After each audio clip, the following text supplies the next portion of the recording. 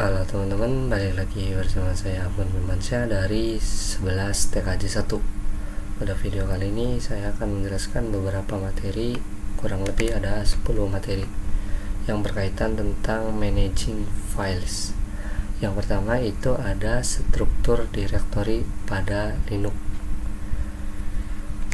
Jadi directory itu kalau di Windows itu namanya folder ya.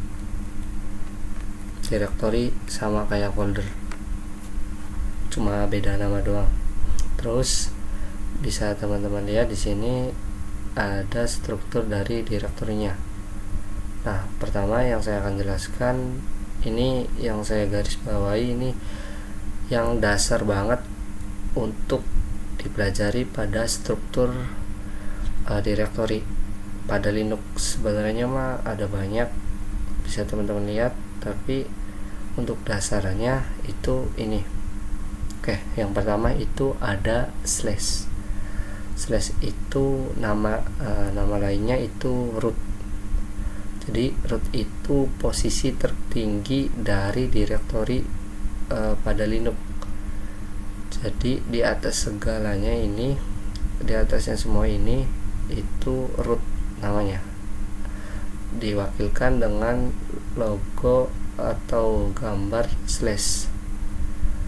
Terus selanjutnya itu home. Home itu tempat penyimpanan di saat kita proses instalasi dan kita membuat user atau pengguna. Jadi ketika kita proses instalasi pada Linux dan kita membuat pengguna atau user, nama user itu masuk ke sini. Misalkan ketika teman-teman instalasi Linux, terus teman-teman membuat namanya user 1, cuma satu user, itu akan munculnya cuma satu. Nanti saya akan coba tunjukkan di Linux-nya ya. Saya menggunakan Linux Ubuntu. Terus selanjutnya itu ada user. User ini tempat penyimpanan semua program atau aplikasi software yang ada di Linux tersebut. Nah, kalau di Windows itu filenya foldernya namanya program files. Oke. Terus selanjutnya itu adalah etc. etc ini adalah folder yang berisikan segala konfigurasi server. Jadi ketika teman-teman ingin membuat server, teman-teman bisa ke etc. Segala instalasi, proses instalasi kebutuhan untuk server ada di etc. Oke, kita coba buktikan di Ubuntu-nya. Nah, kita buka dulu Ubuntu-nya.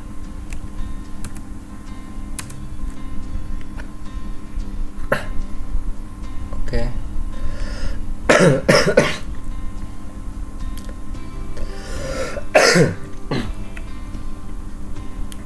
Terus kita cari terminal. Maksud saya files. Nah, bisa teman-teman lihat ketika pertama kali membuka files itu, yang dari default filesnya itu tertuju ke home. Sesuai yang saya bilang tadi, home itu menyimpan user atau nama user atau pengguna. Tapi di sini bisa teman-teman lihat tidak ada, karena lokasinya tuh harus di outer. Jadi kita harus outer location. Di bawah sini kita klik. Nah, bisa teman-teman lihat itu pertama ada logo slash ini. Ini slash ini mengartikan root. Di dalam struktur juga itu ada beberapa, bisa teman-teman lihat, ini ada yang sesuai dengan struktur yang pada gambar yang tadi. Nah, saya belum menjelaskan kalau slashnya root itu kan posisi tertinggi. Nah, di sini ada nama root lagi. Jadi perbedaannya cuma di penempatan. Kalau rootnya, kalau ini slash ini tuh posisi tertinggi dari semua struktur directory. Kalau root itu yang ini tuh beda sendiri. Jadi root itu ya root sendiri, directory beda. Jadi namanya root tapi dalam posisi lebih tinggi root yang slash terwakilkan oleh slash. Nah, terus untuk melihat nama user itu ke home,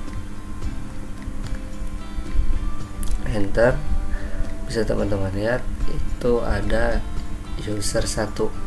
Saat saya proses instalasi, saya hanya membuat satu user atau pengguna, jadi di sini cuma tertera 1. Terus coba kita kembali lagi. Selanjutnya itu ada user, bisa teman-teman lihat di sini tidak ada ya. Ini bisa teman-teman lihat, ini isinya dari aplikasi software yang terdapat di dalam Linux, jadi tersimpannya di sini. Kalau di file explorer itu teman-teman bisa lihat itu ada di nih, program files, sama seperti di Windows. Oke, lanjut ke Ubuntu. Terus selanjutnya itu etc. Oke, nah di sini teman-teman untuk menyimpan konfigurasi ketika teman-teman membuat server ya. Oke, lanjut ke materi selanjutnya ya, itu adalah navigasi path.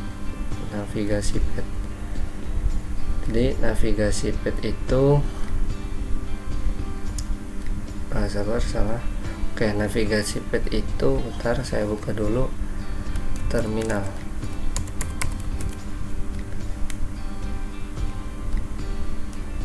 Oke, sebelumnya saya mau ketik dulu tanda pagar. Nah, fungsi tanda pagar ini fungsinya agar komen kita tidak terlaksanakan saat kita enter.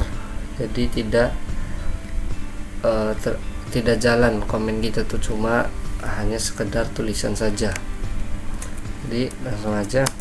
Itu pertama, materi berkaitan materi navigasi path itu ada cd. cd itu adalah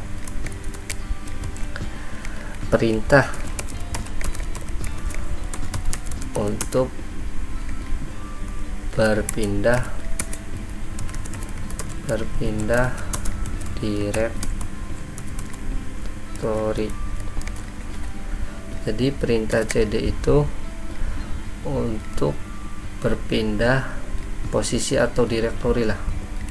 Nah, selanjutnya itu ada ls.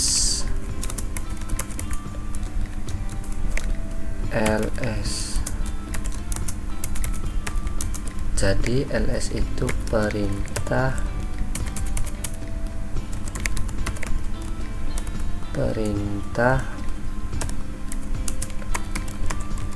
untuk melihat isi dari directory. Terus selanjutnya itu ada pwd. pwd itu perintah untuk untuk melihat posisi kita. Oke. Nah, langsung contohkan. Pertama kita masuk dulu ke root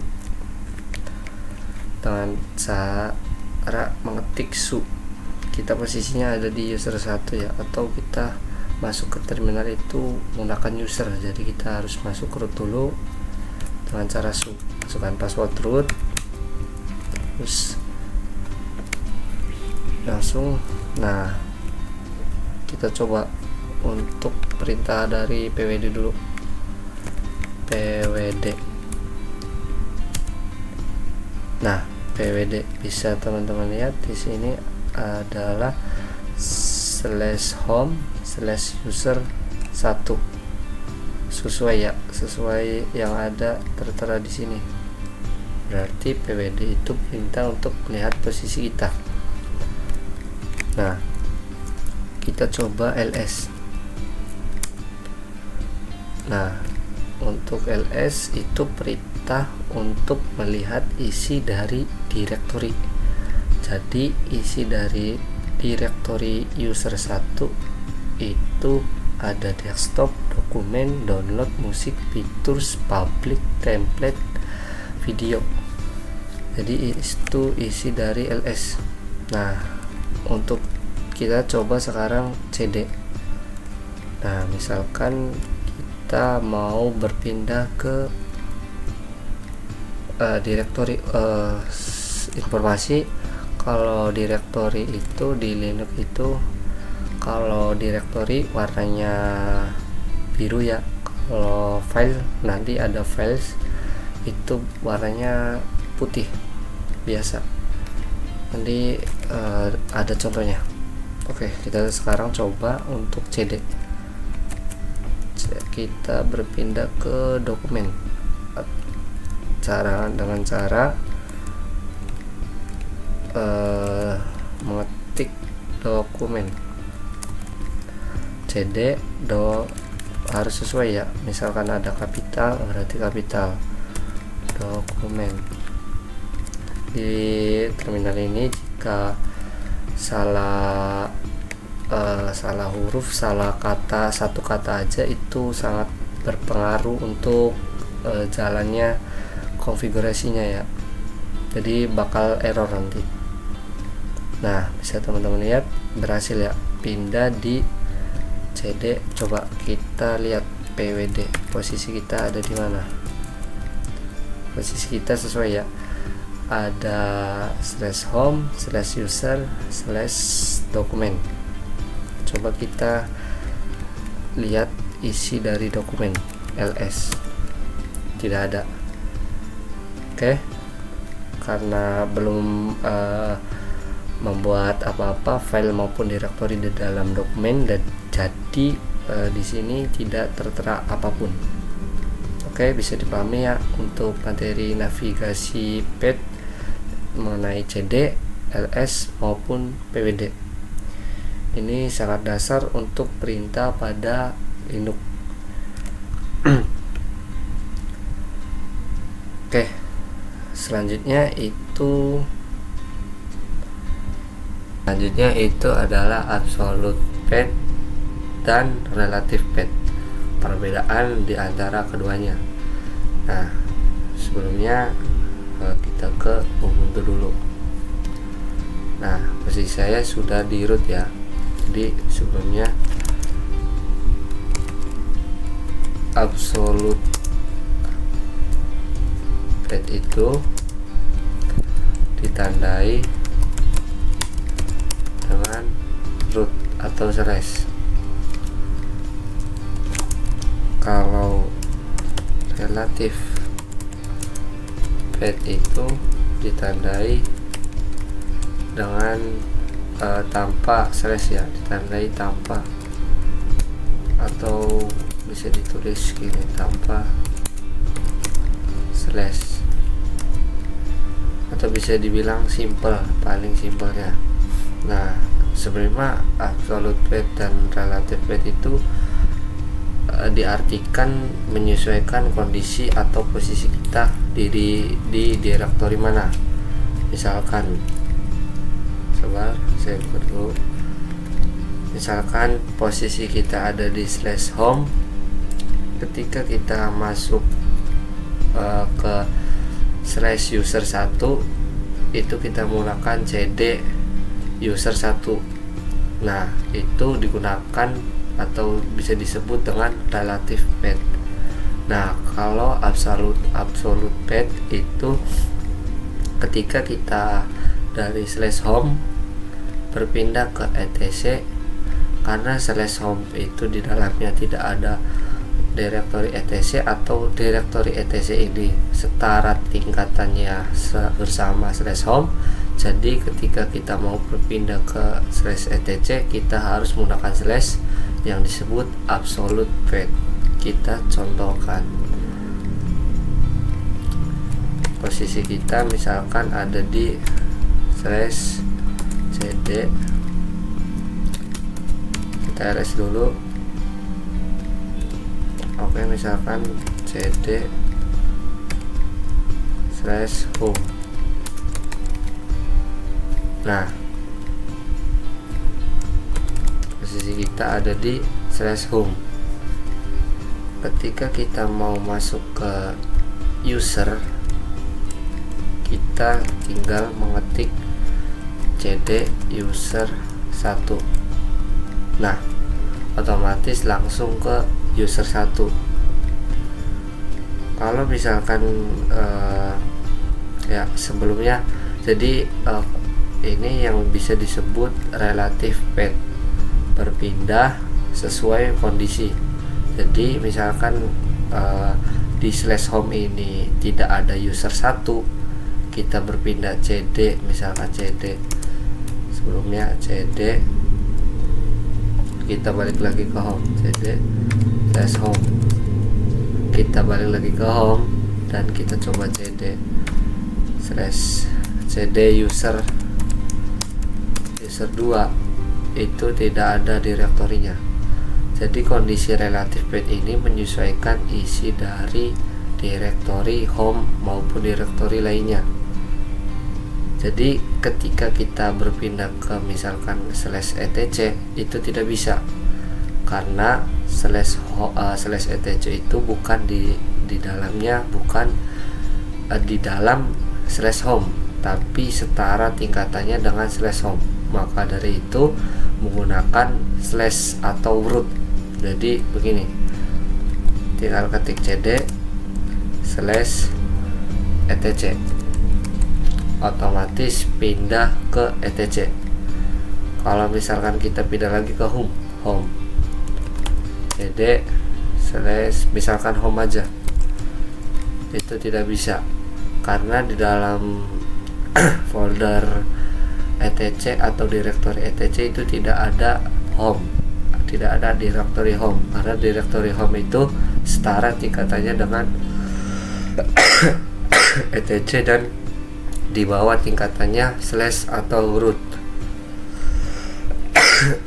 Jadi inti dari perbedaannya cuma menyesuaikan. Jadi absolute path dan relative path itu menyesuaikan kondisi.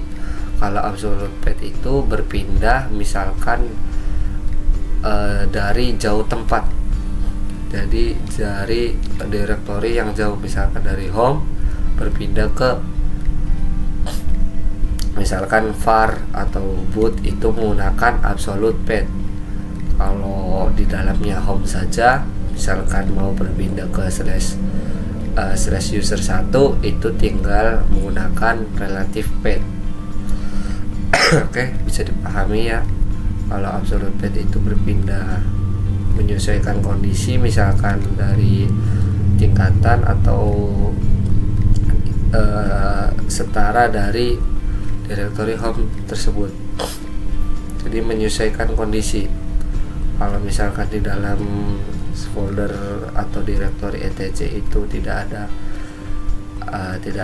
/home, jadi tidak bisa berpindah menggunakan relative path. Jadi begitu, bisa dipahami ya. Terus selanjutnya itu adalah spesial karakter. Nah, langsung saja ke Ubuntu-nya, kita clear dulu. Oke. Nah, perintah spesial karakter itu yang umum digunakan itu ada beberapa. Yang pertama itu cd terus ditandai dengan ini seperti garis lengkung. Terus ada ls titik. Terus selanjutnya itu ada cd titik 2, ls titik 1, cd titik 2, yang ada 3 yang umum digunakan. Kita coba satu-satu ya. Misalkan saya mau ke home user 1. Nah, berpindah. Kita coba dari yang pertama, itu cd terus garis lengkung ya. Kita sebut ya garis lengkung aja. Untuk spesial karakter pertama itu berguna untuk jadi untuk cd garis lengkung itu berguna untuk berpindah ke defaultnya dari root. Jadi defaultnya directory dari root itu adalah garis miring ini. Jadi garis miring ini simbol dari defaultnya dari root. Oke, gampang ya. Kita coba ke ls. Sebelumnya kita balik lagi ke home, cd /home /user 1. Oke, kita coba ls titik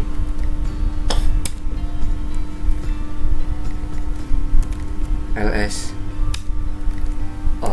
Dan di sini bisa teman-teman lihat itu tidak ada perbedaan dari ls titik sama ls biasa. Tidak ada perbedaan sama sekali. Kita coba cd titik 2 ya, cd titik 2.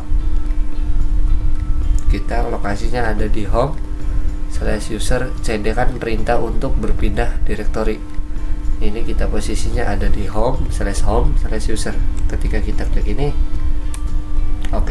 jadi cd titik 2 itu berpindah ke directory sebelum user. Jadi balik satu kali ke directory sebelumnya. Nah, terus ada lagi perintah itu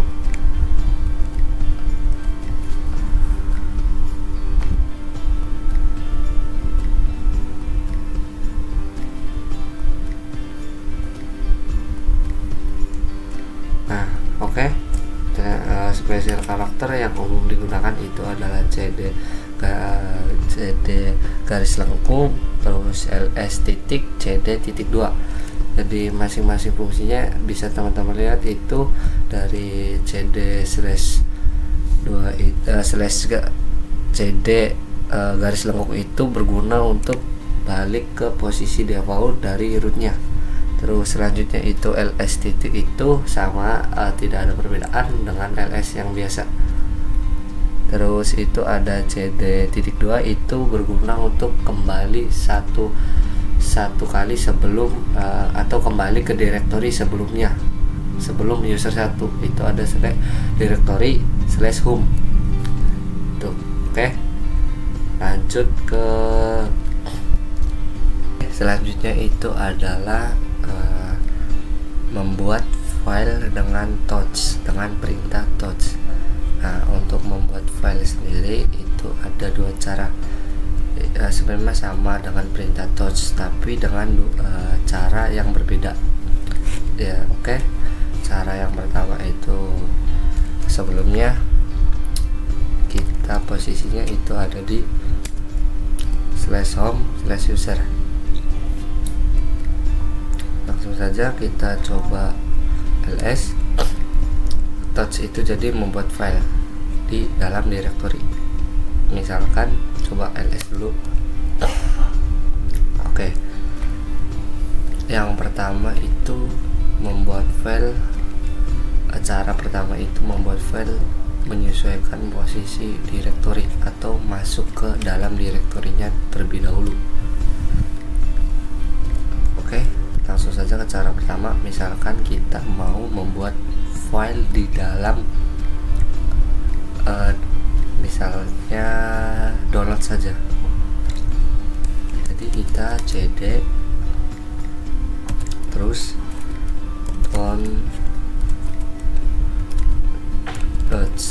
download. Nah, cara pertama itu tinggal di dalam direktorinya saja, yaitu langsung saja perintah touch misalnya file 1.txt. Kita coba lihat di dalam downloads itu ada file .txt, tidak. Nah, bisa teman-teman lihat itu ada ya. Jadi cara pertama itu tinggal masuk ke direktorinya terlebih dahulu, baru kita buatnya di dalam direktori tersebut. Cara kedua itu menggunakan absolute path, kalau bisa disebut absolute path. Jadi menentukan lokasinya bisa lewat direktori lain. Misalkan langsung saja contohnya ya, kita mau membuat file 2 di direktori dokumen. Caranya kita kan posisinya di download. Nah, untuk ke dokumen, membuat file di dokumen, di dalam dokumen itu perintahnya gini saja, tinggal touch terus dokumen terus slash, langsung saja tanpa spasi ketik file 2.txt. Oke, ternyata tidak bisa ya. Coba kita dari sini dulu.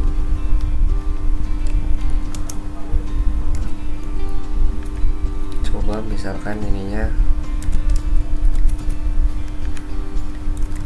user 1, tidak bisa. Ternyata kita harus di posisi user 1 aja dulu. Kita kembali ke user 1. Ini malah ke posisi default, salah. Ketik ulang saja. Oke, jadi coba kita buatnya di posisi user 1. Jadi intinya kalau cara yang pertama itu harus di dalam, harus masuk ke direktorinya dulu. Kalau yang kedua ini harus coba cara kedua ini itu sebelum kita masuk ke direktorinya. Jadi di atasnya direktori dokumen, bisa disebut dokumen download. Jadi tingkatan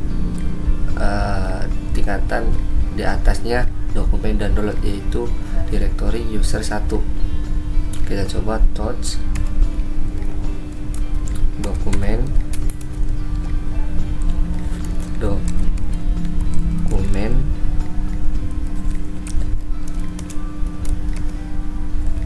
coba file 2.txt. Oke, bisa ya ternyata. Kita coba ls menggunakan absolute path, ls dokumen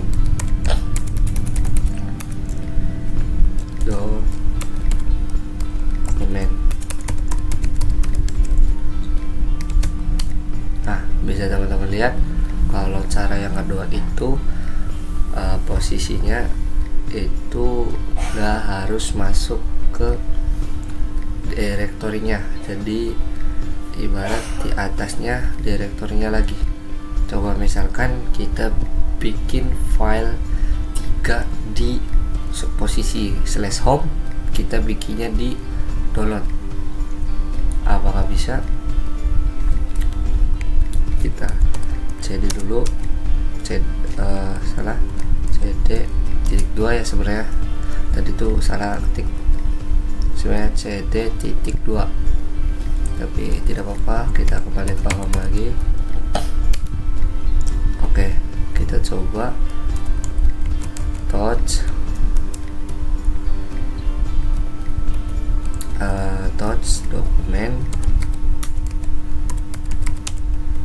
dokumen file 3.txt.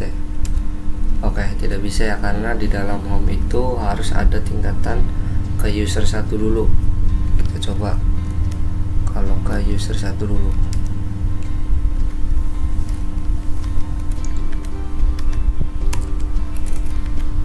User 1.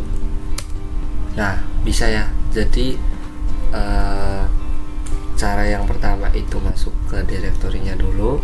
Kalau cara kedua itu tidak harus tidak masuk ke direktorinya. Jadi ke posisi di atasnya, misalkan kita bikin di dokumen, berarti di atasnya user, di atasnya user 1. Itu cara yang kedua. Jadi kita kita ketik lokasi yang kita mau, menyesuaikan isi dari direktorinya. Jadi di dalam home itu kita misalkan bikin file ya, menyesuaikan ini aja, file 3.txt itu bikinnya di dokumen. Jadi dokumen itu lokasinya ada di dalamnya user 1, di dalamnya /home. Jadi kita harus masuk dulu, jadi kita harus ketik dulu lokasinya, lokasi direktorinya. Coba kita langsung aja ls, atau kita ini aja tanda panah atas untuk copy perintah di atas, terus kita ketik ls.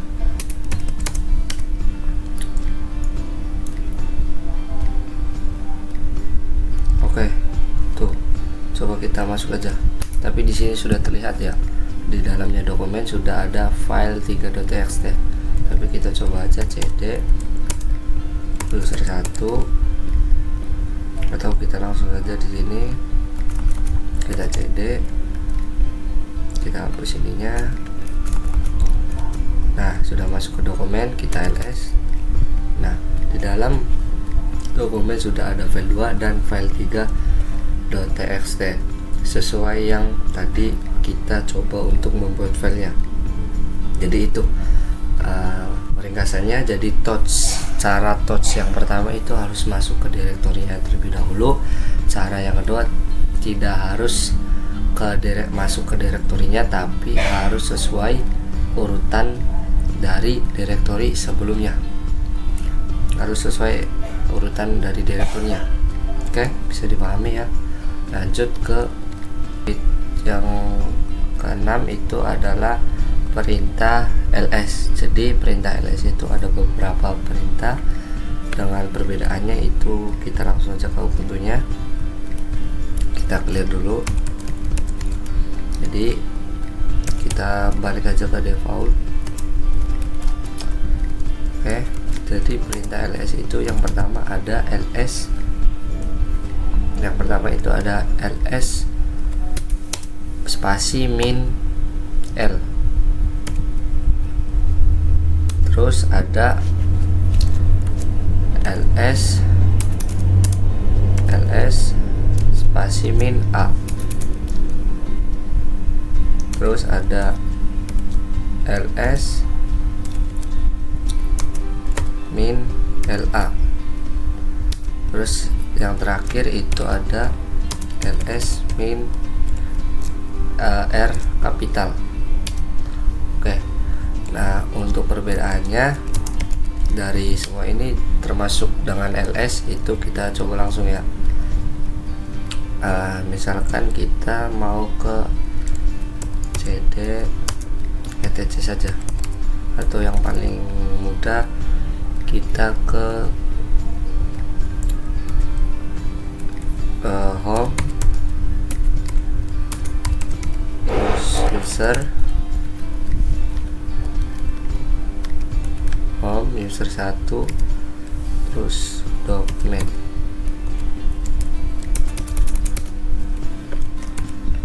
Atau ke user 1 saja. Oke, salah nulis ya. Ini salah penulisan sepertinya. Oke, kita coba ls min l dulu. ls spasi min l dengan perbedaan ls biasa. Nah, jadi perbedaannya bisa teman-teman lihat itu dari detailnya ya. Di sini kalau ls min l itu terdapat seperti tulisan-tulisan ini ya. Terus di sini itu tanggal mengeditnya. Tanggal mengeditnya bisa terlihat kalau ls min l. Kalau ls biasa itu hanya menunjukkan isi dari direktori user 1. Kalau ls min l itu bisa dari detailnya, dari waktu mengubah direktorinya. Nah, oke, lanjut ke ls min a. Kita clear dulu. Enggak, langsung saja ls min a dengan perbedaan ls biasa. Nah, kalau di atas tuh lihat, ls biasa itu hanya memunculkan direktori. Kalau ls min a itu memunculkan file tersembunyi. Di titik ini menandakan file tersembunyi yang ada di dalam direktori user 1. Kita coba ls, jadi tanda titik ini menandakan file tersembunyi ya. Kita coba ls min la sesuai urutan ketiga tuh. Klik oke. Kalau ls min la itu lebih lengkap, barat gabungannya min l dan min a. Yang min l itu menunjukkan detail dari penulisan atau pengubahan dari data atau direktori yang diubah, tanggal pengubahan direktori. Terus kalau A itu file tersembunyi dari dalamnya di dalamnya user 1, direktori user 1. Bisa teman-teman lihat di sini lebih detail ya, gabungannya dari min L dan min A. File tersembunyi ditandai dengan titik, terus tanggal pengubahannya atau dirubahnya direktori itu terlihat sendiri. Bisa teman-teman lihat, ini terlihat ya. Oke, kita selanjutnya itu terakhir ls min r. Kita clear dulu biar dilihat enak. Kita coba ls min r kapital. Oke, jadi ls min r itu menunjukkan isi dari direktorinya langsung.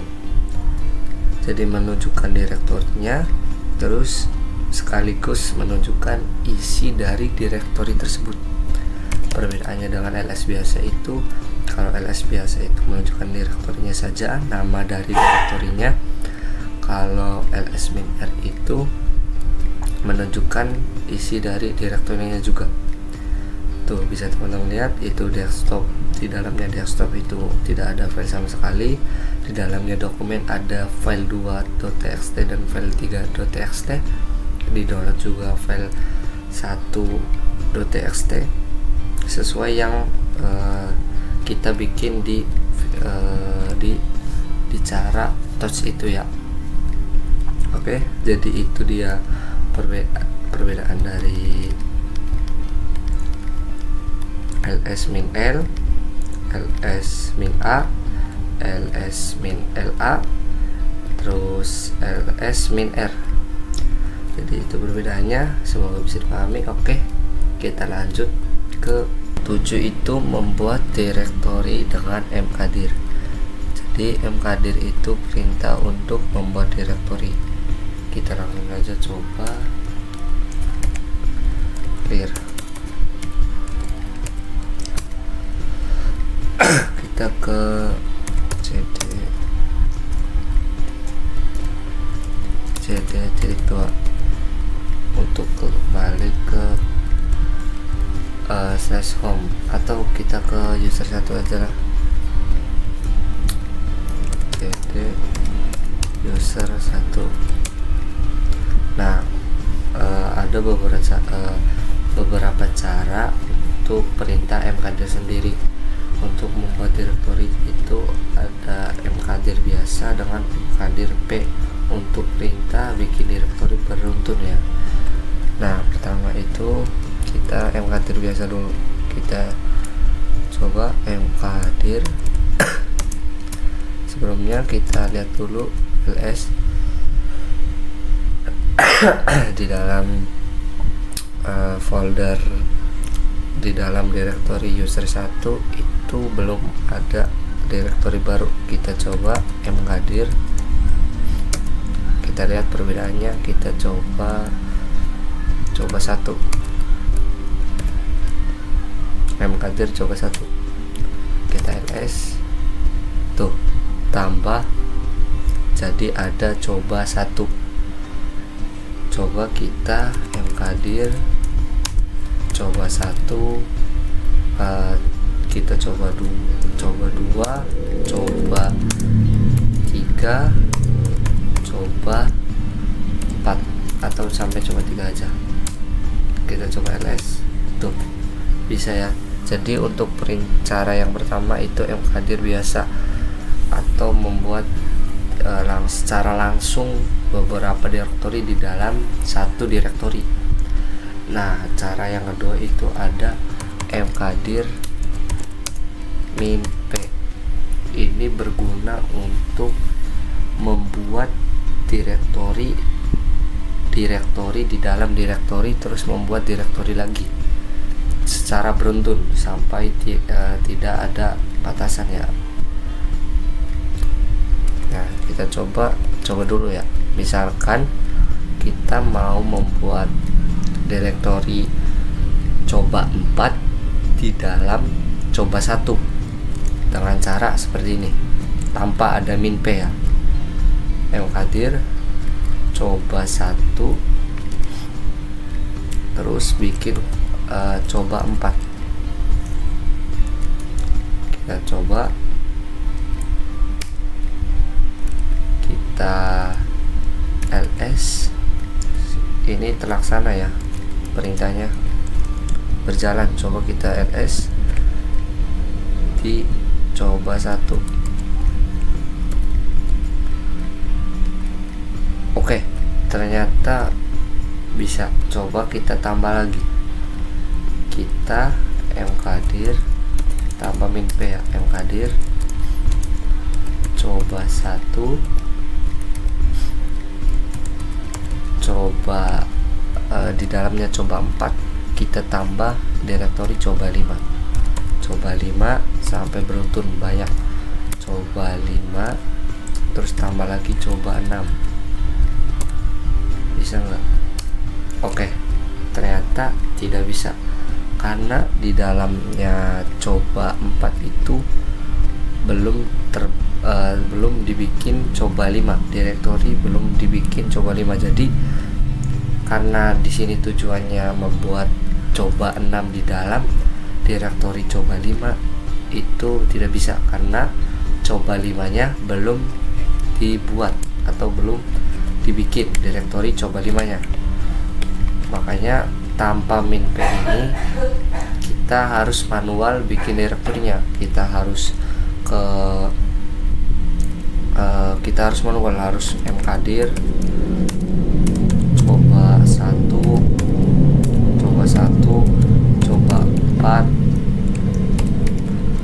coba 5, kita enter, terus kita ketik lagi, tambah lagi coba 6, kita terus sampai coba 7, coba 8 dan seterusnya.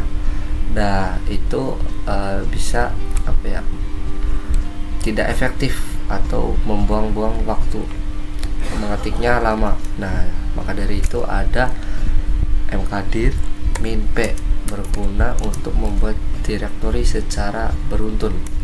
Kita coba ls dulu, ls ls kita langsung aja coba ls min r, di dalamnya coba 1.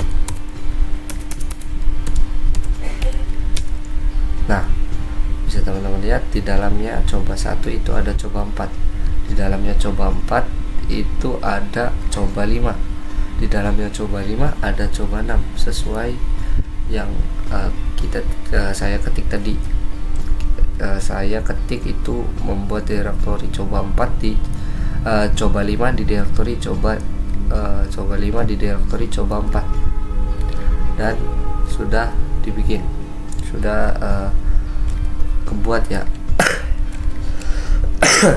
Sesuai juga tuh, membuat coba 6 di dalam coba 5 itu manual ya. Ketiknya coba kita mkdir kita biar tidak pusing ya, kita berpindah ke membuat direktori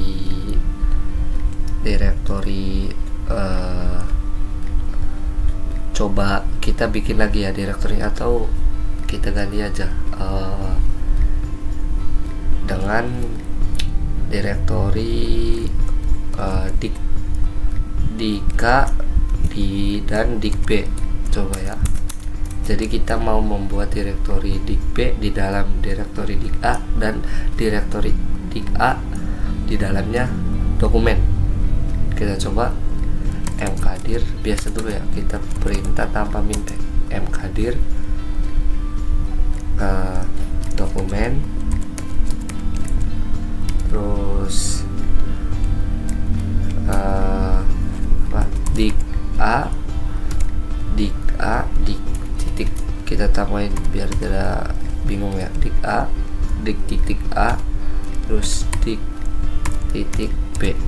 Jadi kita membuat direktori dik titik b di dalam direktori di dik titik a, terus di dalam direktori dokumen. Apakah bisa? Tidak bisa, karena di dalam dokumen itu belum terbentuk atau belum dibikinnya direktori dik a, jadi dik b itu tidak bisa dibuat. Coba kita ada mkdir min p, kita coba dokumen, atau ini aja biar gak manual mati, copy dengan mengklik tombol atas, kita coba mkdir min p, kita enter. Nah bisa. Coba kita ls min r, langsung ke dokumennya, dokumen. Nah tuh di dalam dokumen itu ada direktori dik-a, dan di dalam direktori dik-a itu ada direktori titik b, titik a dan titik b maksud saya, bukan dik-a, dik titik a dan direktori dik titik b.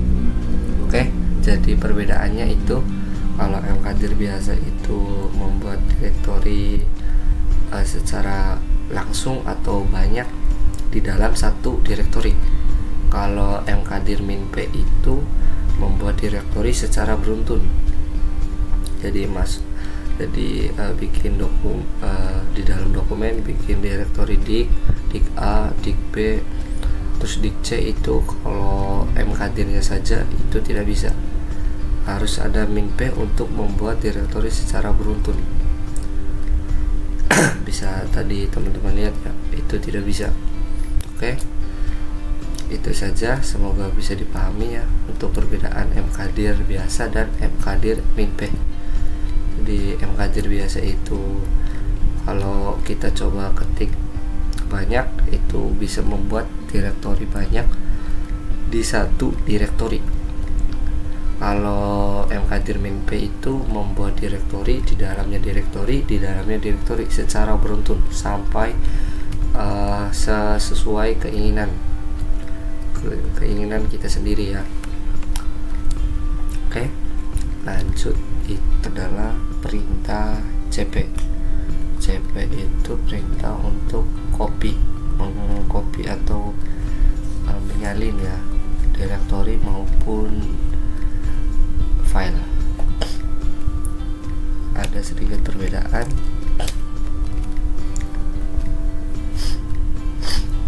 Oke, sebelumnya clear terlebih dahulu. Nah, ada beberapa perbedaan, yaitu cp saja, kopinya saja, terus kedua itu cp min r.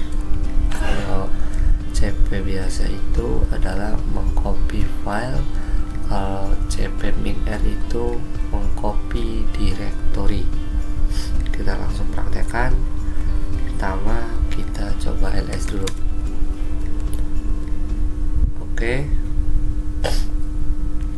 kita coba masuk ke dokumen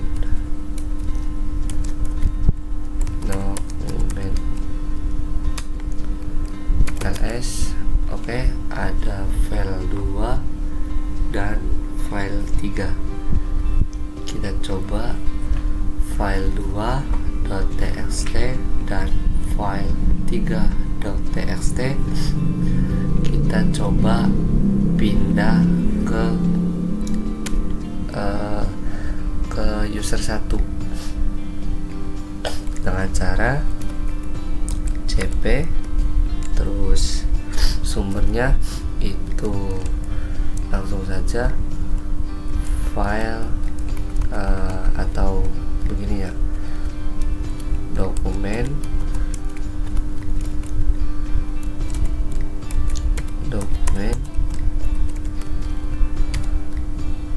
file.txt file 2.txt terus file 3.txt, pindah atau tujuannya destinasinya ke user.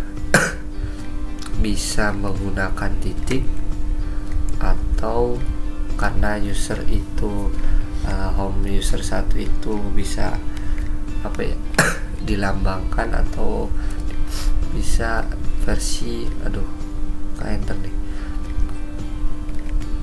maaf kepencet enter ya.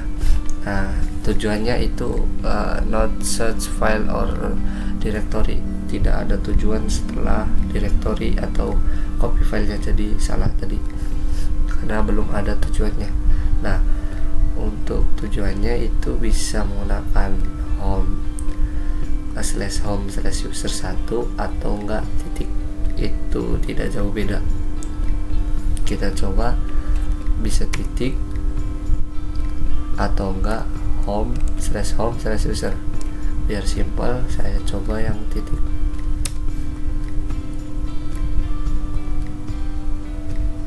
Oke.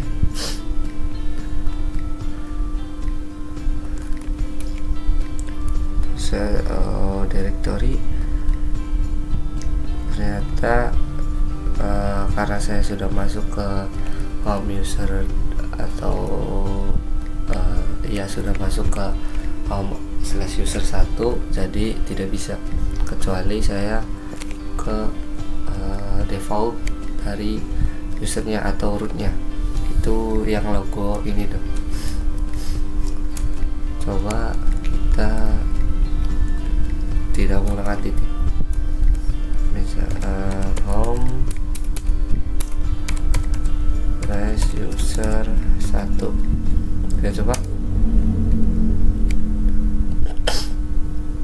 ternyata tidak bisa. Kita balik lagi ke cd, coba kita ls.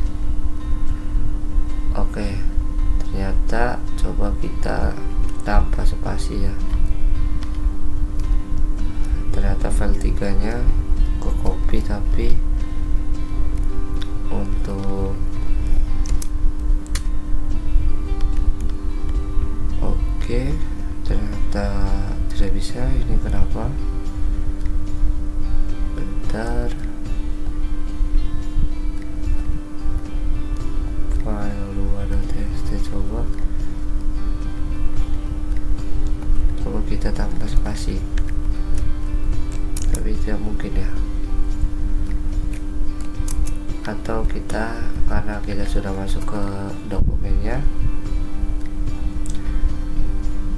kita pindah dulu ke dokumennya. cd dokumen, terus baru kita cp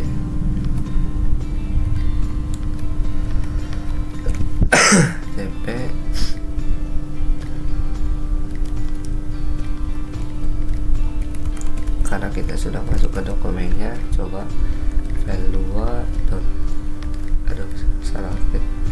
cp file 2.txt, file 2.txt, file 3.txt kita kopikan ke /home/user1. Nah, baru bisa. Ternyata tidak perlu dokumen atau tidak perlu cara absolute path karena kita sudah masuk ke dalam direktori dokumennya.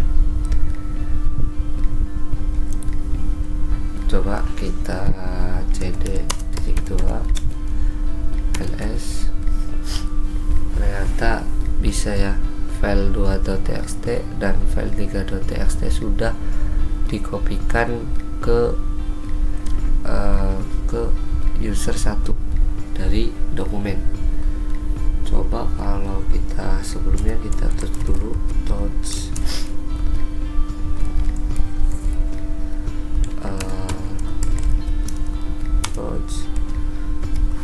dokumen,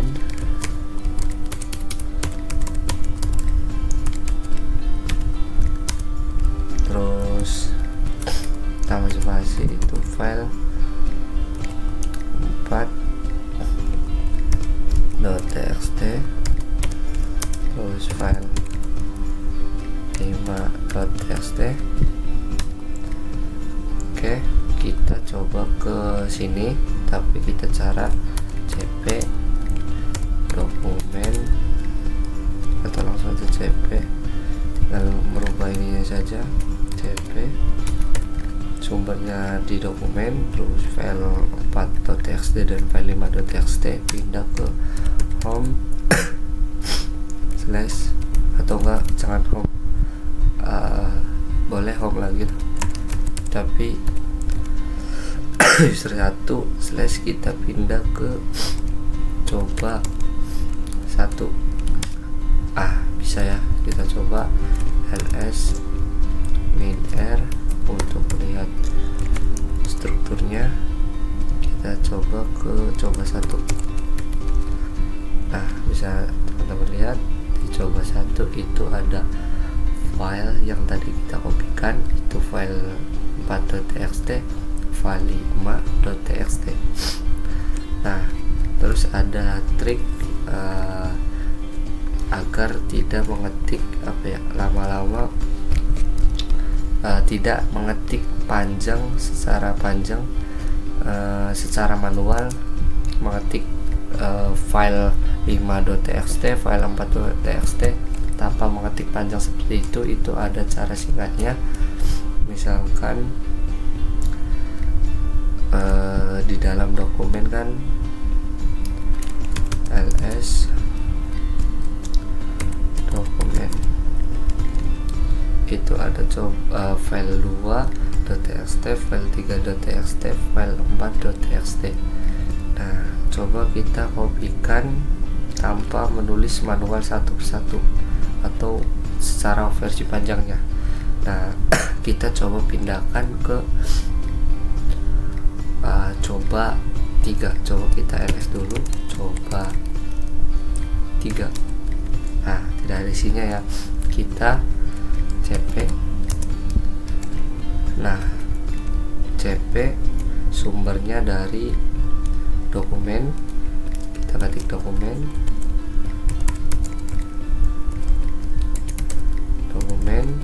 nah terus selanjutnya agar tidak mengetik file secara manual, file 2.txt, file 3.txt, file 4.txt tanpa mengetik manual, kita ada cara itu dengan lambang bintang atau simbol bintang itu melambangkan, mewakilkan semua nama di yang terdapat extension txt.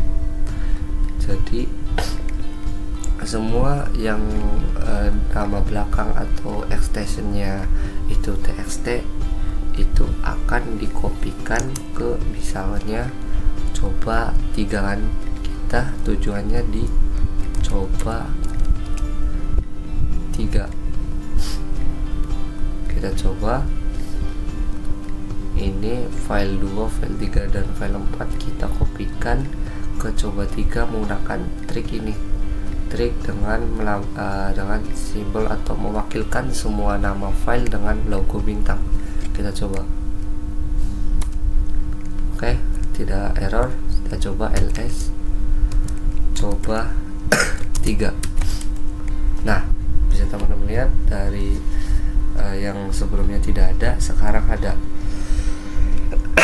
Itu trik untuk mewakilkan semua nama file yang berextension atau extensionnya txt dengan nama yang berbeda itu, maupun namanya sampai file 100 atau file berapapun yang intinya extensionnya .txt itu akan dikopikan sesuai tujuan dari direktorinya. Oke, itu untuk cara copy file. Terus ada cara yang saya bilang tadi itu cp-r. cp-r itu untuk mengcopy directory.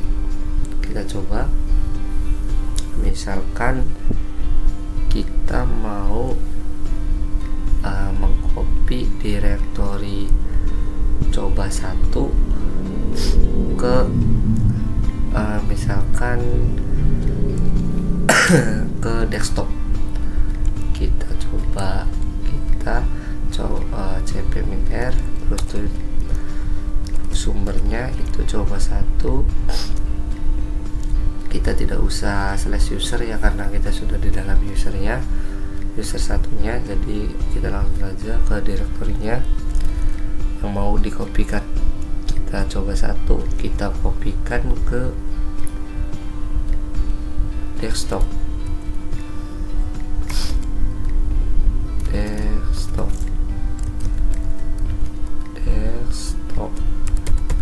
Kita kopikan ke desktop. Oke, berhasil. Kita coba ls di desktopnya.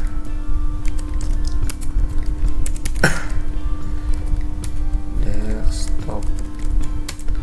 Nah, berhasil ya.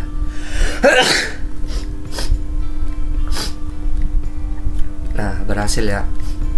Ketika kita ls, kita di dalam desktop sudah dikopikan coba direktori coba 1 yang lokasinya tadi di user 1. Kita coba secara sekaligus, coba 2 dan coba 3 kita kopikan ke desktop dengan cp-r. Terus coba 1 coba 1 kan sudah dikopikan, coba 2, coba 3 kita kopikan ke desktop lagi.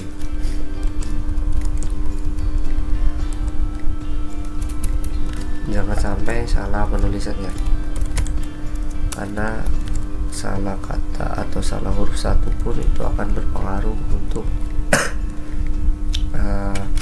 jalannya perintah desktop. Nah, coba kita ls desktop ls. Nah, sudah terkopikan ya. Coba jadi intinya dalam perintah cp-r maupun cp biasa itu yang pertama maupun kedua itu sumbernya atau apa yang mau dikopikan. Nah, untuk yang paling terakhir itu tujuan setelah kopinya di mana, untuk menyalin atau kopinya itu kemana, itu lokasinya ada di belakang penempatannya. Jadi misalkan kita tulisnya coba 2, coba 3 desktop di dalamnya, misalkan kita mencoba mengcopy directory ini semuanya ke download, tinggal kita tambahkan download di sini. Kita coba ya, cpminr kita tambahkan ke paling simpel aja lah, tulisannya musik, kita pindahkan ke musik. Nah, maka yang akan terjadi, musik sebagai tujuan untuk kopinya desktop coba 3 dan coba 2. Kita coba ls musik.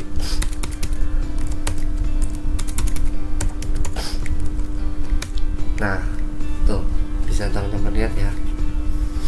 Nah, jika teman-teman mencoba mengcopy directory dan file sekaligus dalam mengkopinya ke satu directory dengan mengcopy file dan directory, itu tidak akan bisa ya. Kita coba aja, misalkan cp file misalkan file 4 pindah file, atau yang ada di dalam sini saja, file user, berarti file 2.txt. terus kita coba satu kita kopikan ke misalkan sebelumnya kita ls dulu, ls biar nggak pusing lihat-lihat ke atas. Nah, kita coba cp file 2.txt dan coba satu kita kopikan ke videos, atau kita ke coba 2, kita kopikan ke coba 2.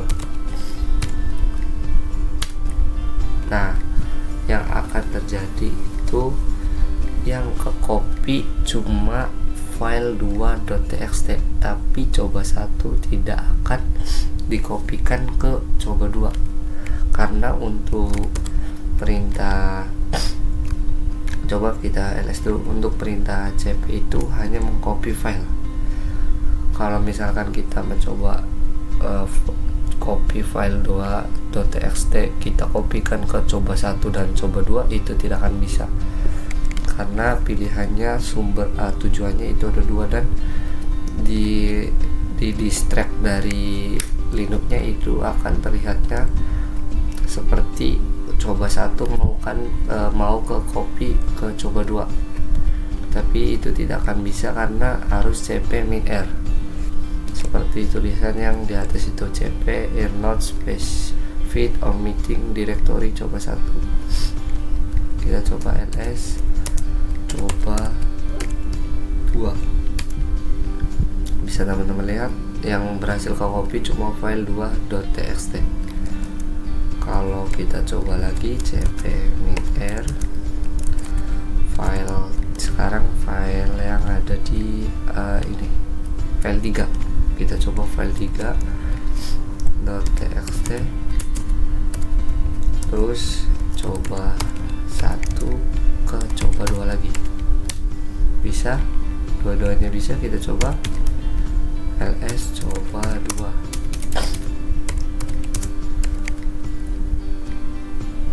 ls coba 2 tanpa spasi. Oke, bisa teman-teman lihat ternyata kalau perintah cpminr itu dengan file 3.txt terus coba 1 pindah ke coba 2, ternyata bisa ya. Oke, itu saja, mungkin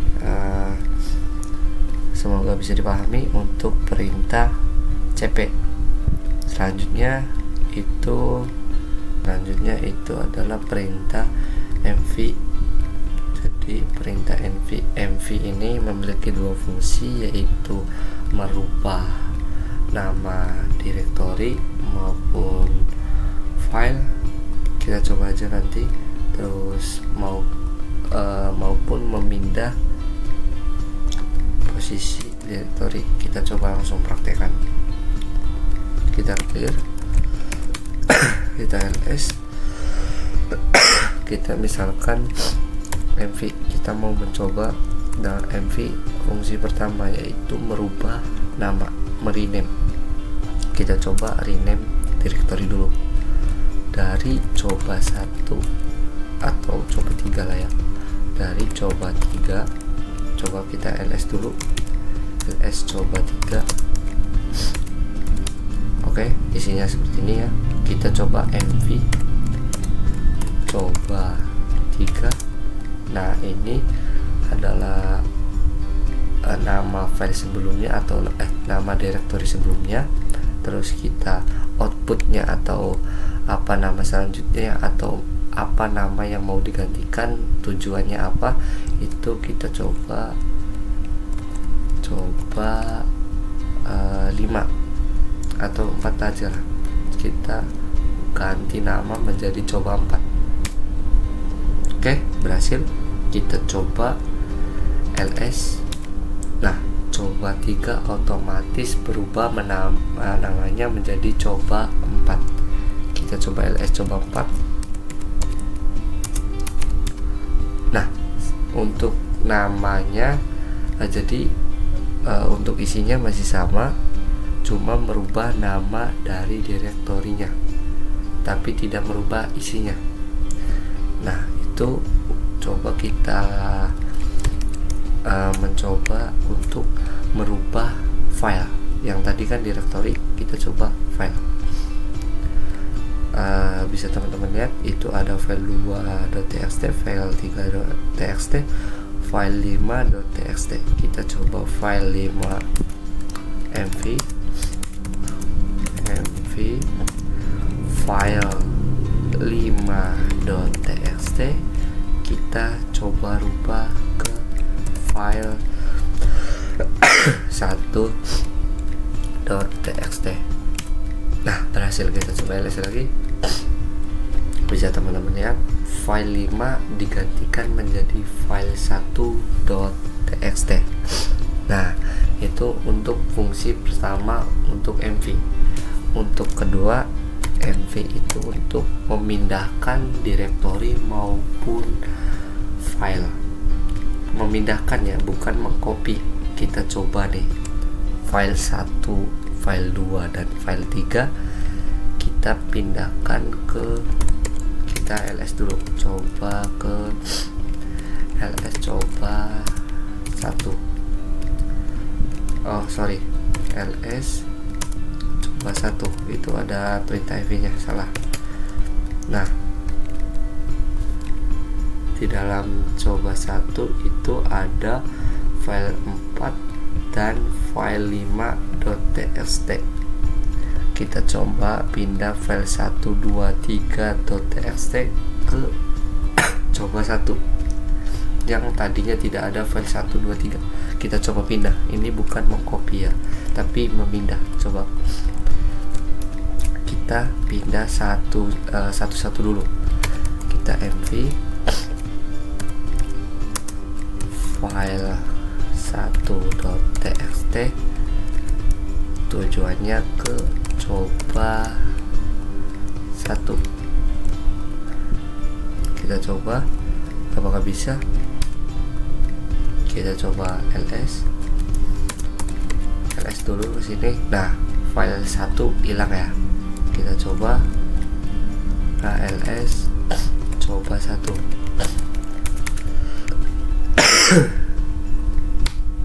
Nah, bisa teman-teman lihat kalau file 1.txt sudah dipindahkan ke coba 1. Kita pindahkan sekaligus ya. mv file 2.txt dan file 3.txt.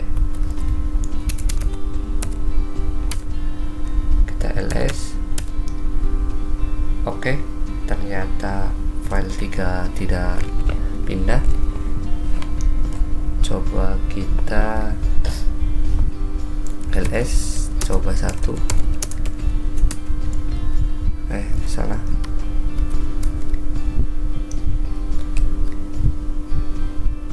Oke, coba tadi itu perintahnya file 2 ke file 2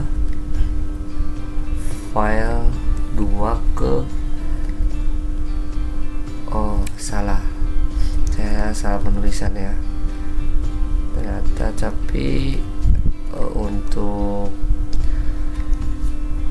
file 2 sudah hilang ya, atau sudah masuk. Coba kita cat file 3.txt untuk melihat isi. Oke, ternyata tidak ada isinya.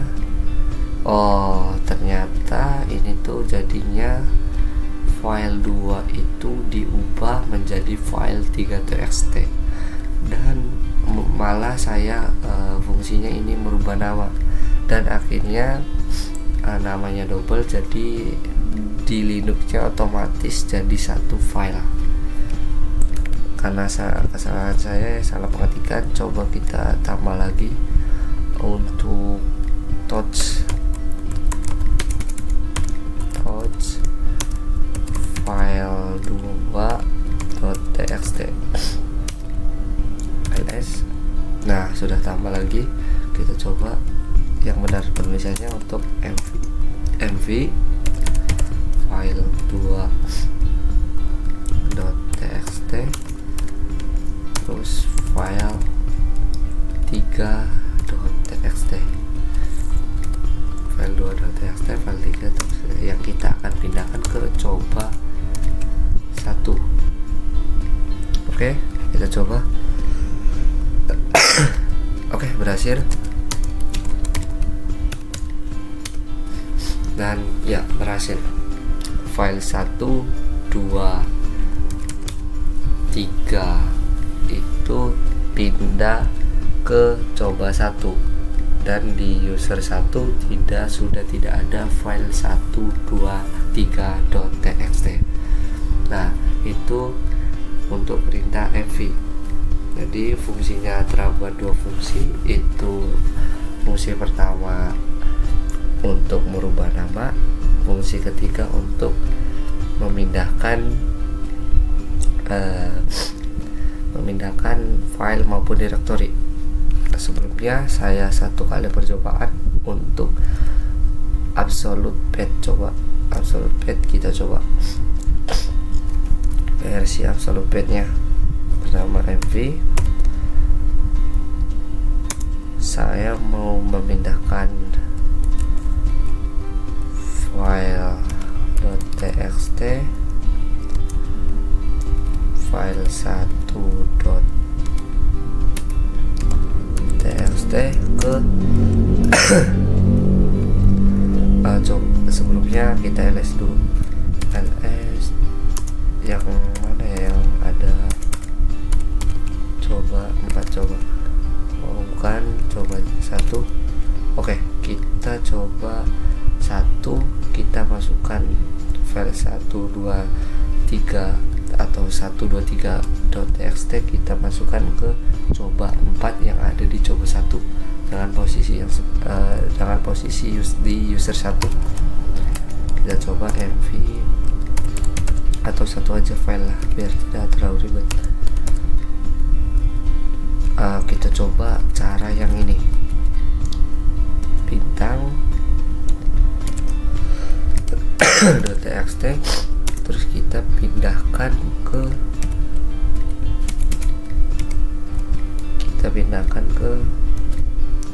coba, kita pindahkan ke coba 1 ke coba 4. Apakah bisa? Oke, salah. Tuh, tidak bisa, coba kita jangan perintah ada bintangnya. File 1.txt.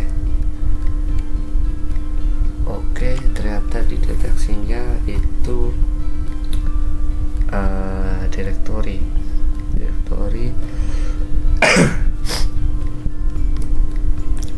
terdeteksinya itu tidak bisa karena direktorinya terdeteksinya itu direktori ya, atau merubah nama, jadi mungkin tidak bisa.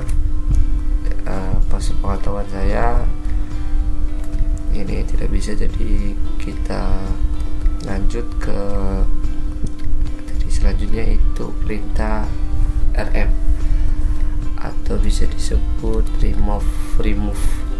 Jadi rm itu, sabar saya clear dulu. Jadi rm itu perintah untuk remove. Nah, perbedaannya itu ada dua, rm nya saja, kedua rmdir.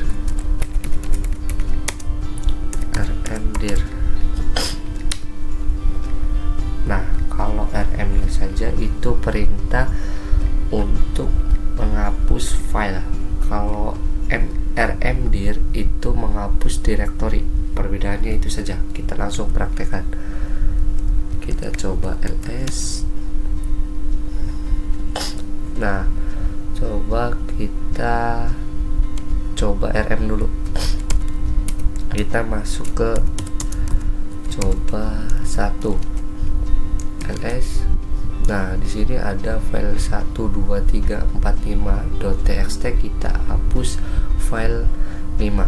Coba rm file 5.txt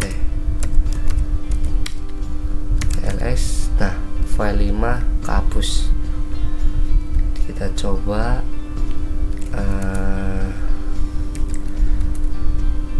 coba secara sekaligus, coba rm file 3.txt terus file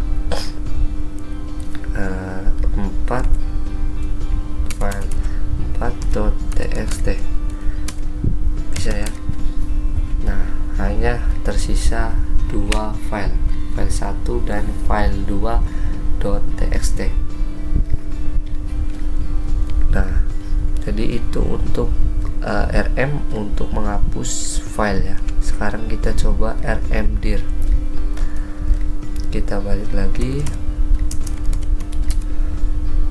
ls, kita coba hapus, coba 4 di user 1. Kita coba dulu tanpa rmdir, tanpa dir. Kita rm coba 4, kita meremove direktori coba 4. Tuh, tidak bisa karena coba 4 itu direktori bukan file, karena perintah rm itu untuk meremove atau menghapus file. Kita coba rmdir, coba 4. Oke, coba 4 directory not empty. Kita coba ls, coba 4. Karena dicoba 4 ada file 234.txt, jadi tidak bisa karena di dalamnya ada file-file, mungkin dianggapnya oleh perintah ini adalah penting ya, isi-isi dari direktorinya. Oleh karena itu kita harus hapus dulu. Coba kita perintah, kita masuk dulu ke cd, kita ke coba 4 sebentar ya. Kita coba dengan perintah rm bintang, mana bintang, coba bintang.txt. Oke, ternyata bisa ya melambangkan semua extension yang belakangnya txt. Kita coba rmdir sekarang. Kita balik lagi, kita coba rmdir, coba 4, kita ls dulu, ls tuh, coba 4 masih ada ya. Kita coba rmdir, kita balik lagi ke rmdir, coba 4. Nah, berhasil ya. Tuh, ternyata isi filenya harus dihapus terlebih dahulu, isi direktorinya. Maksud saya isi dari direktorinya harus dihapus dulu, baru bisa untuk menghapus direktorinya. Oke, segitu saja video dari saya tentang managing files dari struktur direktori pada Linux sampai perintah rm maupun rmdir. Oke, sekian video dari saya. Kurang lebihnya mohon maaf jika salah kata, salah penjelasan, kurang paham untuk penjelasannya, atau kurang jelas dalam pengucapan atau penjelasan, mohon dimaklumi karena saya juga masih belajar. Oke, sekian dari saya, kurang lebihnya mohon maaf. Assalamualaikum warahmatullahi wabarakatuh.